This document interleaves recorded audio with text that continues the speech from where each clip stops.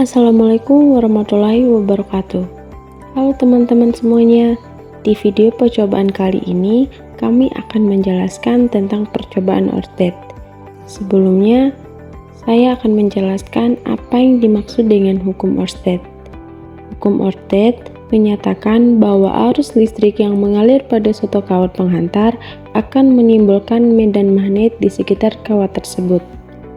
Percobaan Ørsted adalah percobaan yang dilakukan untuk membuktikan adanya hubungan arus listrik dengan medan magnet.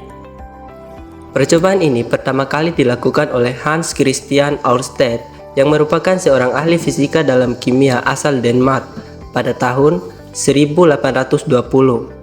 Dalam percobaannya tersebut, ia menemukan hubungan antara listrik dan magnetisme dalam eksperimen yang sangat sederhana.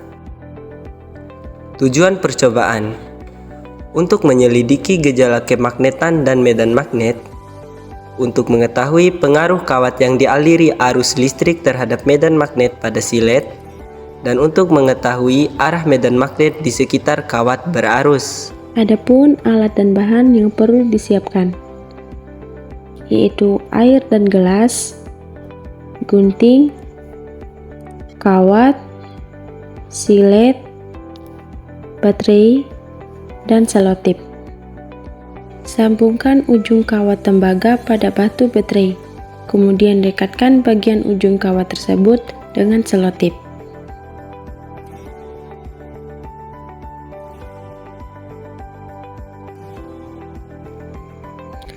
Arahkan kutub positif pada baterai sejajar dengan kutub selatan pada silet dan kemudian dekatkan kawat tembaga tersebut pada silet. Jika kawat dialiri arus listrik dari arah selatan dan utara, maka silet tersebut akan menyimpang ke kiri. Kemudian lakukanlah hal sebaliknya.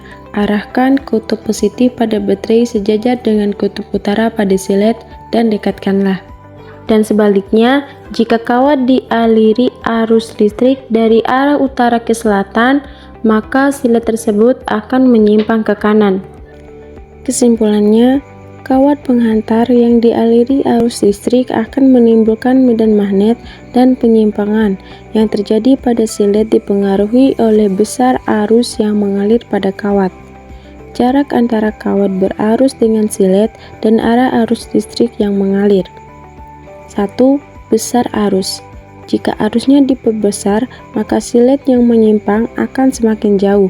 Akan tetapi, jika arusnya diperkecil, maka penyimpangan yang terjadi juga akan semakin dekat. Yang kedua, jarak. Jika kawat berarus didekatkan dengan silet, maka akan terjadi penyimpangan, dan semakin jauh jarak antara kawat berarus dengan silet, maka tidak terjadi penyimpangan. Yang ketiga, arus listrik. Jika arus mengalir dari selatan ke utara, maka kompas akan menyimpang ke kiri. Sedangkan jika arusnya dari utara ke selatan, kompas akan menyimpang ke kanan.